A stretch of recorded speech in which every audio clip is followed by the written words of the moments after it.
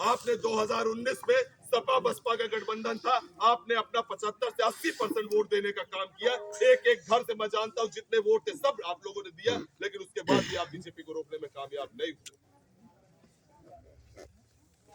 हमें बीजेपी को नहीं रोकना है, हमें अपनी क़यादत मजबूत करना है। ऐसे कुर्सी हटा हमारे छोड़ दे तो पहले बोल सके, चिल्ला सके, क्योंकि अगर आप पर जुल्म होगा, अगर मुझ पर जुल्म होगा, अगर मैं कंधाई पर मुझ पर जुल्म होने लगेगा तो मुझे पांडे को तकलीफ नहीं होगी, किसी यादव जी को तकलीफ नहीं होगी, सबसे पहले यहाँ खड़े हुए नौजवानों को तकलीफ होगी कि शिवाद भाई के साथ ऐसा क्यों हो रहा होगा कि नहीं होगा।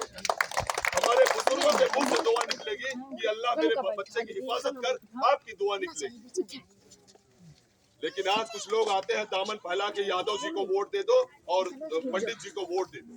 ये जो दामन फैला रहे हैं ये 2 टके के दलाल हैं। मैं आपसे बता रहा हूँ, नौजवान साथी निकलते हैं,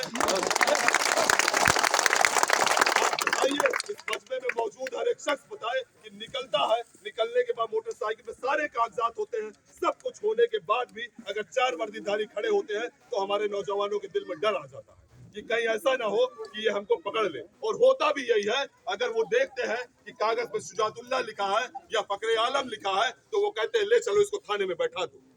और उसके बाद छुड़ाने कोई नहीं आता, कोई पंडित जी नहीं आते, कोई यादव जी नहीं आते, कोई दुबे जी नहीं आते। जो आता है वो हमारे अपने बीच का होता है और कहता है 10,000 रुपया का इंतजाम कर, हम तुम्हें लड़कियां को छुड़वा दे। 5,000 वो दलाल अपनी जेब में रखता है, 5,000 दरोगा जी को देता है और हम जिंदगी भर उस दलाल के कर्जदार हो जाते हैं और कहते हैं भैया तू हमरे लड़कियां को छुड़वा दे। क्या हम नहीं कहते हैं ये बात? मेरे भाई, लड़ाई लड़ने से लड़ाई जीती जाती है। अगर ऐसे गुलामी करने से लड़ाई जीती जाती होती तो हम कब के रुसवा हो चुके होते। आज पीछे चलो पीछे रहा कि मुल्क में 75 साल बाद ही सही, 100 साल बाद ही सही, आप बताइए 21 तारीख को यहाँ बैठे हुए एक एक शख्स बताए क्या आपको फक्र नहीं महसूस हुआ कि आपका अपना कायद बैरिस्टर सउद्दीन ओवैसी इसी प्रतापगढ़ की सरजमीन पर एक नहीं 3 बार हेलीकॉप्टर से उतरता है और हमारा सर फक्र से ऊंचा करता है। नहीं हुआ। बहुत सारे लोग उतरे थे, ऐसा नहीं है, आजम खां भी उतरे, नसीमुद्दीन सिद्दीकी भी उतरे, सलमान खुर्शीद भी उतरे। लेकिन आप बताइए, आजम खां से जब पूछा गया कि आपका नेता कौन है तो आजम खां साहब ने कहा कि मेरे नेता तो मुलायम सिंह यादव। नसीमुद्दीन सिद्दीकी से जब पूछा गया कि आपका नेता कौन है तो उन्होंने कहा मेरी नेता तो बहन कुमारी मायावती है। सलमान खुर्शीद से जब पूछा गया कि आपका नेता कौन है तो उन्होंने कहा मेरे नेता मैडम सोनिया गांधी है। लेकिन मैं फख्र के साथ कह सकता हूं कि जब आपका कायद और मेरे कायद से पूछा जाता है कि आपका नेता कौन है, आपका रोल मॉडल कौन है, तो मेरा सदर कहता है कि मेरे रोल मॉडल मोहम्मद सल्लल्लाहु अलैहि वसल्लम। ऐसा नेता 2 साल बाद आपके पास है और वो अल्लाह की तरफ से है। हमारी आपकी इतनी काबिलियत नहीं थी, हमारे आपके इतने अच्छे आवाज नहीं थे, हम वोट देने जाते हैं तो बीजेपी के डर से वोट देते हैं। हम अगर वो प्रोग्राम करता है तो उस भीड़ का हिस्सा भी नहीं बनना चाहते, बल्कि लाल टोपी लगा के दूसरे के लिए काम करने का फक्र महसूस करते हैं। लेकिन उसके बाद भी अल्लाह ने एक फैसला किया कि नहीं, बहुत जुल्म हो चुका हिंदुस्तान के मुसलमानों पे, बहुत जुल्म सह लिया। अब तो इनकी बच्चियों के सरों से हिजाब उतारे जा रहे हैं, इनके इज्जत के साथ खेला जा रहा है, बुजुर्गों के चेहरे से दाढ़ी हटाई जा रही है, उनकी टोपियों के साथ मजाक हो रहा है, उनकी नमाज के साथ मजाक हो रहा है। मैं इनको एक मौका और देता हूँ, एक ऐसा लीडर इनके बीच भेजता हूँ, अगर ये पहचानने में कामयाब हो गए तो इनकी अपनी सलाहियत, वरना तो फिर वो कौम बर्बाद हो ही जाती है जो अपनों को नहीं पहचानती।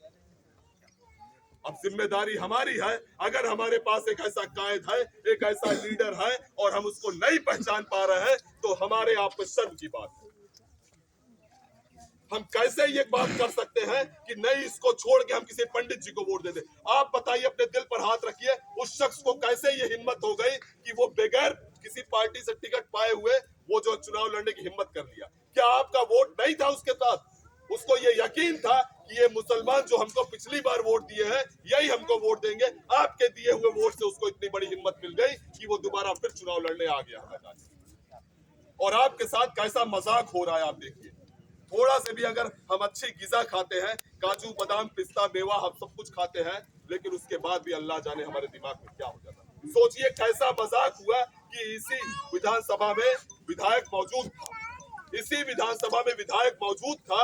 विधायक होने के बाद इश्तियाक नाम के बच्चे को टेम्पो चालक को पुलिस उठा के ले गई, सोराव में ले जाके पैर में गोली मारी कि नहीं मारी। ढेमा जैसे गांव में मैं गया था, अभी परसों ढेमा गांव में रात में देखा था, एक एक घर देखा, ऐसे ऐसे लोगों के घरों से खिड़कियों और दरवाजों को उखाड़ लिया गया। लोगों के घरों से नौजवानों की कमाई हुई, मेहनत की कमाई हुई मोटरसाइकिलों को चकनाचूर कर दिया गया था। लोगों की कमाई हुई मेहनत के साजो सामान को बर्बाद कर दिया गया। क्या उस वक्त वो विधायक यहाँ नहीं था? आज वही विधायक हमारे और आपका रहनुमा बनने रानीगंज पहुंच गया। पहुंचा है कि नहीं पहुंचा? बताइए, लोग लेकर घूम रहे हैं कि नहीं घूम रहे? शर्म आती है मुझे शकील भाई आप पर, शर्म आती है मुझे और लोगों पर कि इन लोगों को टिकट नहीं मिला तो ये लोग इसके साथ घूमना शुरू कर। क्या ये बात शर्म की नहीं है? आखिर टिकट नहीं मिला था, अपने घर बैठ गए होते, ये कहते कि ठीक है मेरी विचारधारा समाजवादी की है, लेकिन ऐसे शख्स को चुनाव नहीं लड़ा सकता जो शख्स हमारी बहन बेटियों को रुस्वा करने का काम किया। सोचिए हमारा जमीर कितना मर गया, कितने मुर्दा जमीर के हम हो गए हैं कि जो शख्स लगातार 10 साल जुल्म करता रहा, जिसका खुला बयान है कि ऐसे कोक को नहीं उससे बच्चा होने दूंगा जिस घर में अफजल निकलेगा, अफजल मेरा नाम है, मैं हूँ अफजल, तेरी औकात और हिम्मत हो तो कत्ल करके दिखा दे। अफजल नाम से नहीं होता, अगर किसी के कोई बयान होंगे, कुछ होगा तो उसके अपने अलग मसले होंगे, उसको कानून निपटेगा। तेरी औकात नहीं यार के मुझसे निपट सके। कानून मजबूत है इस देश का, मेरे मुल्क का कानून में इतनी ताकत है कि वो मुझसे निपट सकता। मेरे भाई पढ़िए, मेहनत से चीजों को समझने की कोशिश करिए। नहीं कर पा रहे हैं तो यकीन ऐसे लोगों पर करिए। मत देखिए शुजातुल्लाह को, मत देखिए अशफाक को। बहुत सारी गलतियां हम इंसान हैं, होती रहती हैं। बताइए कितने शर्म और अफसोस की बात है। कल मैं कहीं बैठा था, कुछ लोग कहने लगे अरे यार वो तो गाड़ी से शीशे नहीं नीचे करते। हम जात रहे सलाम करे, सलाम के जवाब नहीं दे। आप बताइए, मैं अपने बुजुर्गों से पूछना चाह रहा हूँ, इस बच्चे की अगर 5 साल आगे निकल जाए और इसको तालीम ना मिले तो क्या दोबारा कभी तालीम हासिल कर पाएगा?